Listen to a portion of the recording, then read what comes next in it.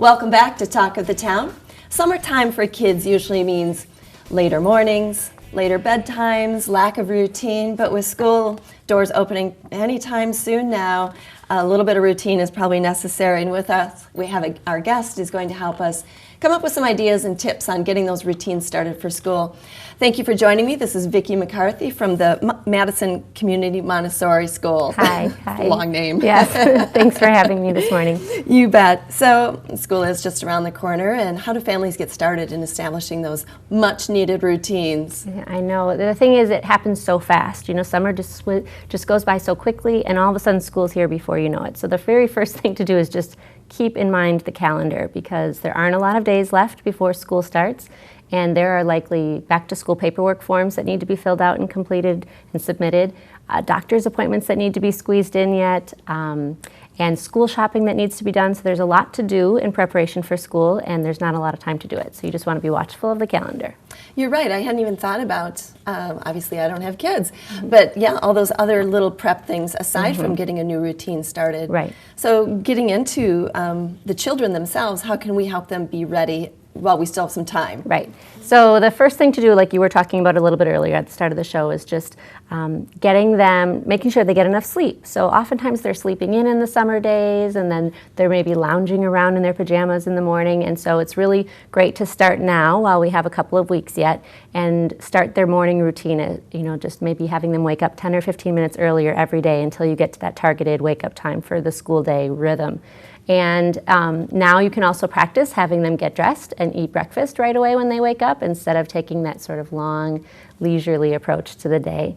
And then on the flip side, you want to do the same thing with the evening routine. You want to start looking at their bedtime and making sure that they're getting enough sleep for a long day at school. It's a lot of work for them once they're in school, and their brains are so busy at working. They're working so hard, so you want to make sure they're getting enough sleep.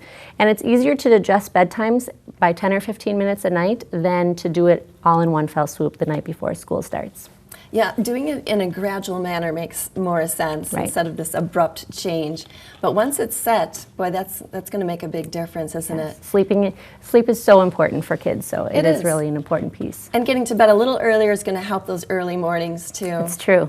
And we are losing daylight. That might help get to bed a little bit earlier. What else can parents do to help their kids prepare? Right. Well, I think really if you just think about fostering your child's growing sense of independence, that's the best place to start. And so if you're looking at a preschooler who's about to head off to school for the first time, there are a couple of things that you might want to start doing. You want to look at the clothing that you've chosen for your child, and then have him select his outfit for the day that's something that he can really put on and take off by himself, in case there's an accident or some mud and dirt that he gets into on the playground, or some paint or something. You want to make sure that he's really able to change his clothes on his own when he's at school. The second thing is you want to make sure that they're walking into school on their own, which will really reinforce his growing sense of independence. And carrying his own backpack and lunchbox when he's going to school is another really important thing to do.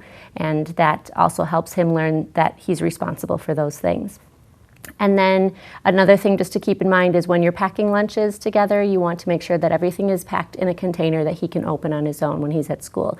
Again, trying to reinforce his growing sense of independence and really allowing him to be able to do all of those things once he gets to school on his own. It'll make him feel really good.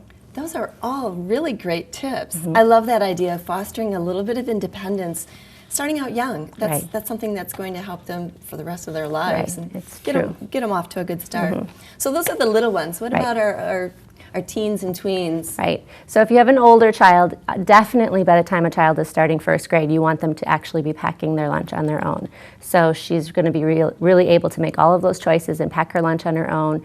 And the benefit of that is not only the independence of doing that task on her own, but then also once she's at school, we find that children who've packed their own lunches eat their own lunches. Oh, and interesting. Food is so important when they're working so hard during the school day. They need to make sure that they're getting a well-balanced meal, and so if they're packing their own lunch, that tends to happen, that they eat their full lunch. That's another skill we'll need the rest of our lives. True. It's true. So packing their own lunch, and an older child, you want to start encouraging them to use a planner. So upper elementary, certainly by middle school, they want to be using a planner for school.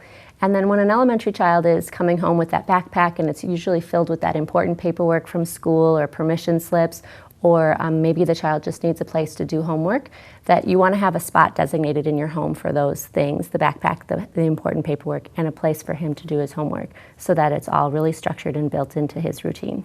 Boy, the more structure you can get, some routine, boy, that takes the stress out for not just the child, but the parents as well, and the whole household. I'm afraid we're out of time. Okay. So much good stuff to talk about. Those were all really great tips and suggestions. Thank you. This is Vicki McCarthy. You're the head of school over at Madison Community Montessori, one of our news partners. Thank you for coming in today. You're welcome. And thank you to all of our guests for coming in. And thank you for watching Talk of the Town. We'll see you next time on the CW57.